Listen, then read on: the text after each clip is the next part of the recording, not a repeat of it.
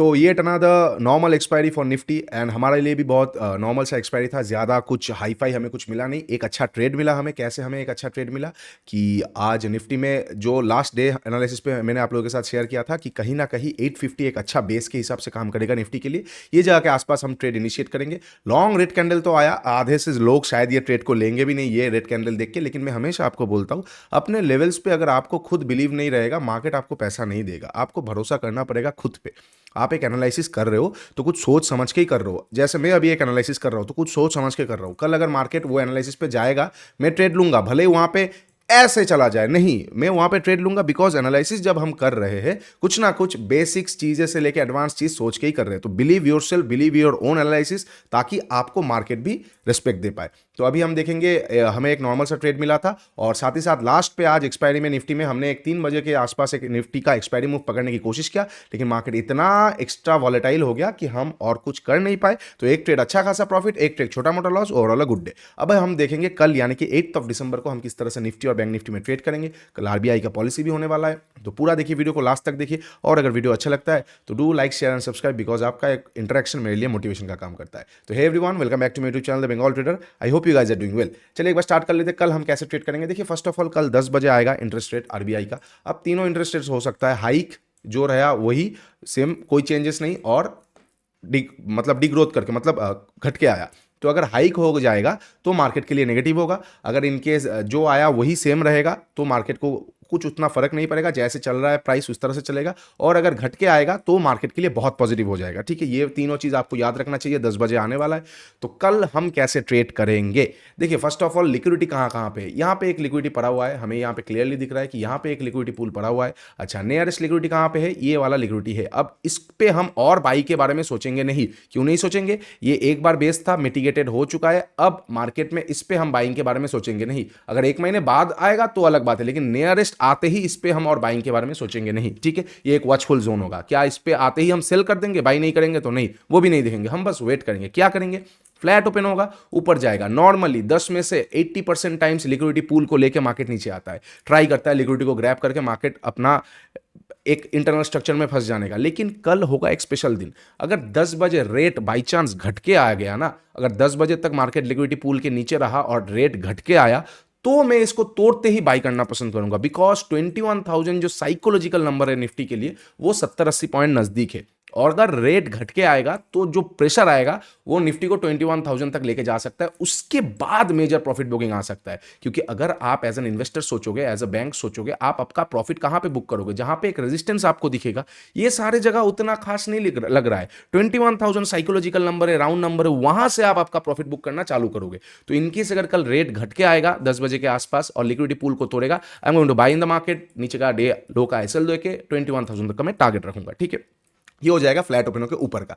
In case flat open हो गया और ऊपर चला गया 10 बजे से पहले, आई एम नॉट इंटरेस्टेड यहाँ पे कुछ भी कर दे। ना तो मैं लिक्विडिटी ग्रैब पे सेल करूंगा, ना तो मैं यहाँ पे बाई करूंगा। मैं बस वेट करूंगा 10 बजे के बाद ही मैं अपना पूरा ट्रेडिंग पोजीशंस बनाने वाला हूं। इनकेस अगर फ्लैट ओपन होकर ऊपर जाता है। ठीक है, अब मान लेते हैं फ्लैट ओपन होकर नीचे आता है मार्केट, तो कैसे ट्रेड करेंगे। इसको तोड़ते ही क्या हम शॉर्ट करेंगे, बिल्कुल भी नहीं। सामने ये मिटिगेटेड जोन है, इसमें हम बाई सेल कुछ नहीं करेंगे। लेकिन एक छोटा सा एक डिमांड एरिया भी तो है ना, एक छोटा सा सपोर्ट की तरह भी तो काम कर सकता है ना। तो इसको तोड़ते ही हम शॉर्ट नहीं करेंगे, हम बस वेट करेंगे ये जगह के आसपास जाने का। इनकेस अगर ये जगह के आसपास 20,850 के आसपास जाने के बाद मार्केट यहां से कोई लिक्विडिटी ग्रैब मिलता है तो मैं छोटा क्वांटिटी बाई करूंगा। बेयर ट्रैप मिलता है तो मैं अच्छा क्वांटिटी बाई करूंगा। और अगर तोड़ के कोई प्राइस एक्शन बना के फिर तोड़ रहा है तो मैं अच्छी तरीके से क्वांटिटी बाई करूंगा। बिकॉज क्या है ना, जो लोग 21,000 पे प्रॉफिट बुकिंग के बारे में सोच रहे थे, जब इसके नीचे प्राइस एक्शन आना शुरू हो जाएगा, बिकॉज एक बार ऑलरेडी 2-3 बार बेंड होना शुरू हो चुका है, तब वो लोग माल छोड़ देंगे यही सोच के कि चलो 21,000 तो नहीं आने वाला है, अब हम निकलते हैं। ठीक है, तो ये बात याद रखना, ये बहुत साइकोलॉजिकल पॉइंट होने वाला है कल के लिए फ्लैट ओपन होकर इधर साइड का।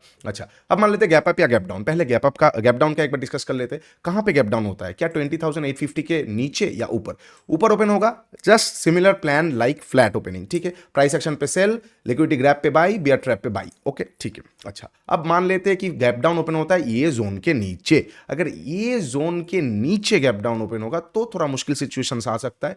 पहला 15 मिनट का कैंडल प्रॉफिट बुकिंग सेटअप आएगा, मैं वहां पे थोड़ा क्वांटिटी बाई कर सकता हूं फर्स्ट हाफ के लिए, सेकंड हाफ में मैं कंटिन्यूएशन पे देख सकता हूं। अदरवाइज मुझे गैप डाउन ओपन होने के बाद कोई डाउन साइड का लिक्विडिटी लेके अपसाइड मिलेगा तो मैं बाई कर सकता हूं, अदरवाइज सेकंड हाफ तक कुछ अच्छा ट्रेड मिलेगा नहीं, because gap up gap down पे उतना मजा आता नहीं। बाकी मैं अपना गैप स्ट्रेटजी को जरूर यूज करूंगा इनकेस अगर मुझे कल गैप गैप डाउन या गैप अप मिलता है। ठीक है, ओके। अच्छा, ये हो जाएगा गैप डाउन पे। अगर अब हम बात कर लेते हैं एक बार गैप अप पे हम कैसे ट्रेड करेंगे। गैप अप कहां पे हो रहा है, 21,000 या लिक्विडिटी पूल के ऊपर। अगर लिक्विडिटी पूल के ऊपर हो रहा है बहुत कंफ्यूजन सिचुएशन आ सकता है। पहला कैंडल हो सकता है लिक्विडिटी पूल के नीचे आए, एक लास्ट डे क्लोजिंग प्राइस से सपोर्ट ले, उसके बाद वो कंटिन्यू करे। अगर इस तरह का सिचुएशन आ सकता आएगा तो कहीं ना कहीं हमें सोचना पड़ेगा कल अगर मार्केट गैप अप ओपन हो रहा है और पहला कैंडल ने अपना एक रिट्रेस कर लिया लास्ट डे की क्लोजिंग प्राइस तक, तो कहीं ना कहीं हमें सोच के चलना पड़ेगा रेट अच्छा ही निकल के आने वाला है। तो वहां पे हम क्या करेंगे, पहला 15 मिनट का कैंडल को जैसे तोड़ेगा मैं थोड़ा क्वांटिटी बाई करूंगा, एक ट्रेंडिंग डे एक्सपेक्ट करके कि शायद 21,000 तक जा सकता है, तो प्रोबेबिलिटी थोड़ा बढ़ के आएगा in case of gap up. ठीक है, अच्छा, ये हो जाएगा गैप अप लिक्विडिटी पूल के आसपास। बहुत बड़ा gap up profit booking setup या 21,000 के आसपास से कोई नेगेटिव सिनेरियो, मैं वहां पे दबा के प्रॉफिट बुकिंग सेटअप पे एक बार शॉर्ट करना पसंद करूंगा निफ्टी को। ठीक है, अच्छा, ये हो जाएगा निफ्टी का सारा पॉसिबल सिचुएशन। अब थोड़ा सा बैंक निफ्टी देख लेते हैं, बिकॉज आई एज्यूम कि बैंक निफ्टी आप सबका फेवरेट है। चलो, बैंक निफ्टी में कैसे क्या बनाया। First of all, bank Nifty में मैंने आप लोगों के साथ कल भी यही शेयर किया था कि लिक्विडिटी पूल के अगर नीचे आता है तो कहीं ना कहीं क्लोजिंग प्राइस तक मार्केट एक बार आ सकता है। एग्जैक्टली वही हुआ, क्लोजिंग प्राइस के आसपास जाके वो फिर से ऊपर जा रहा है। अब बैंक निफ्टी में जो है ना, बैंक निफ्टी में कहां कहां पे चीजें पड़ा हुआ है मैं आपको एक बार बता देता हूं। First of all, bank Nifty में ऊपर में इंबैलेंस पड़ा हुआ है 47,031 के आसपास। Second of all, bank Nifty में एक सेकंड यहाँ पे एक लिक्विडिटी पूल पड़ा हुआ है अच्छा खासा। ठीक है, इसको भी हम मार्क कर देते हैं लिक्विडिटी के हिसाब से। और एक इम्बैलेंस पड़ा हुआ है बैंक निफ्टी में कहीं ना कहीं 582 के आसपास, मैंने इसको देख लिया है, मैंने इसको निकाल लिया है। ठीक है, ओके। तो बैंक निफ्टी में बहुत कंफ्यूजन है, दो तरफ लिक्विडिटीज, माफ कीजिए, इसका हो चुका है, दो तरफ इंबैलेंस एक तरफ लिक्विडिटी। अब बैंक निफ्टी पे कैसे हम ट्रेड करें, निफ्टी में ही फोकस कीजिए कल, जब जिसमें फोकस करना चाहिए हमें उसमें ही फोकस करना चाहिए। ठीक है, कुछ दिन हमने बैंक निफ्टी में फोकस किया, अब आपको निफ्टी में फोकस करना चाहिए। फिर भी अगर आपको बैंक निफ्टी करना है, फ्लैट ओपन हो, हम ना तो ऊपर जाते बाई कर सकते ना तो नीचे जाते सेल कर सकते, कुछ नहीं कर सकते ये रेंज के बीच में। उल्टा हम कैसे ट्रेड करेंगे, लिक्विडिटी पूल को तोड़ेगा, we are not going to buy, यहां पे मैक्सिमम रिटेल बाई करेंगे, हम वेट करेंगे इंबैलेंस को टैप करने के लिए। इंबैलेंस को टैप करने के बाद इंबैलेंस का सेटअप आ जाएगा, मैं वहां पे शॉर्ट करूंगा, 15 मिनट सेटअप आ जाएगा, मैं शॉर्ट करूंगा। इन पैटर्न शॉर्ट, कोई ट्रेडिशनल प्राइस एक्शन शॉर्ट, कोई रेंज बना के तोड़ रहा है शॉर्ट, कोई ट्रेंड लाइन को तोड़ रहा है शॉर्ट, मैं यहाँ पे इंबैलेंस को लेने के बाद वीकनेस दिखाएगा, मैं यहाँ पे मार्केट को शॉर्ट करूंगा। ठीक है, अच्छा, इंबैलेंस को वीकनेस ना दिखाता हुआ रेंगते रेंगते ऊपर जा रहा है, ये जो कैंडल है ये भी एक इंस्टीट्यूशनल सेलिंग कैंडल ही आ चुका है, तो इसके अपर रेंज के आसपास से मैं एक बार शॉर्ट करना पसंद करूंगा। ठीक है, इतना दूर नहीं सोचते कि उतना दूर जाएगा, फिलहाल इंपैक्ट रखते हैं। फिर भी अगर जाता है तो लेवल यही निकल के आने वाला है, ये जो एरिया होने वाला है ये फिर से एक बार शॉर्टिंग जोन होने वाला है। ठीक है, कौन सा, 47,200 के आसपास, तो ये एरिया के आसपास भी हम शॉर्ट कर सकते हैं इनकेस मार्केट इतना दूर खींच दिया। अच्छा, ये हो जाएगा फ्लैट ओपन के ऊपर का। फ्लैट ओपन के नीचे आया, कुछ नहीं करेंगे, इंबैलेंस के आसपास से कोई 15 मिनट सेटअप बाई, कोई imbalance setup buy, sniper scalping buy, pivot setup buy, या फिर कुछ ट्रेडिशनल प्राइस एक्शन मैं यहाँ के आसपास से एक बार बाई करना पसंद करूंगा। ठीक है, अब मान लेते हैं फ्लैट हो गया, गैप अप या गैप डाउन पे। गैप डाउन कहाँ पे, इंबैलेंस के नीचे या ऊपर, ऊपर रहेगा just like flat scenario, imbalance को लेके कोई भी बाइंग सेटअप मैं यहाँ पे बाई करूंगा।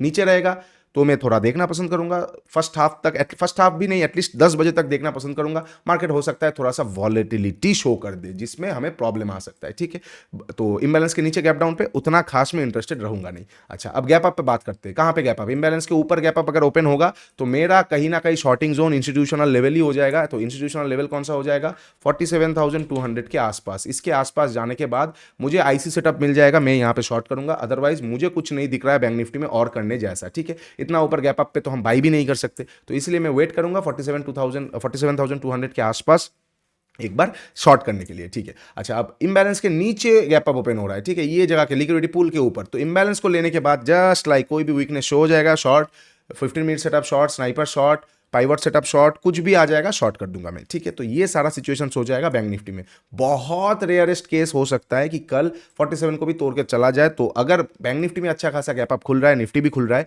तो कहीं ना कहीं हमें एज्यूम करके चलना पड़ेगा कि कल 10 बजे जो रेट का जो इंटरेस्ट रेट आने वाला है वो मार्केट के फेवर में रहने वाला है, तो वहाँ पे मैं एक बार छोटा क्वांटिटी अपने गैप स्ट्रेटजी में यूज़ कर सकता हूँ। अदरवाइज इतना टॉप पे बाइंग इज नॉट माई आंते, ठीक है। तो ये हो जाएगा सारा possible situations bank Nifty and Nifty के लिए। तो इसी में हम कल ट्रेड करने की कोशिश करेंगे। फर्स्ट हाफ में मैं कल लाइव आने की कोशिश करूंगा, लेकिन सेकंड हाफ से कल मेरा होगा नहीं, बिकॉज थोड़ा सा काम रहेगा मेरा पर्सनल। तो लाइव कल आ भी सकते नहीं भी आ सकते, तो डू ठीक से ट्रेड कीजिएगा, प्रॉपर लेवल्स के साथ ट्रेड कीजिएगा। अगर ट्रेड समझ नहीं आ रहा है, कल वैसे भी फ्राइडे है, मोमेंटम बहुत स्लगिश रहने वाला है, 12 बजे के बाद ही ऑप्शन मूव करना चालू करेगा। तो प्लीज अननेसेसरी ट्रेड्स करके कैपिटल को रिस्क पे लाके बाद में कंप्लेन मत कीजिए कि मार्केट हिला ही नहीं, हमें मिला ही नहीं, ठीक है। चलिए आज के लिए इतना ही। वीडियो अगर अच्छा लगा है do like share and subscribe. नीचे इंस्टाग्राम और टेलीग्राम का लिंक दिया हुआ है, जाके एक बार जुड़ जाइए। वेबसाइट को जरूर चेकआउट कीजिए, एप्लीकेशन को डाउनलोड कर लीजिए। आप लोगों के लिए बहुत सारा चीज़ें आने वाले टाइम पे मैं लाने वाला हूँ। Take care and bye bye.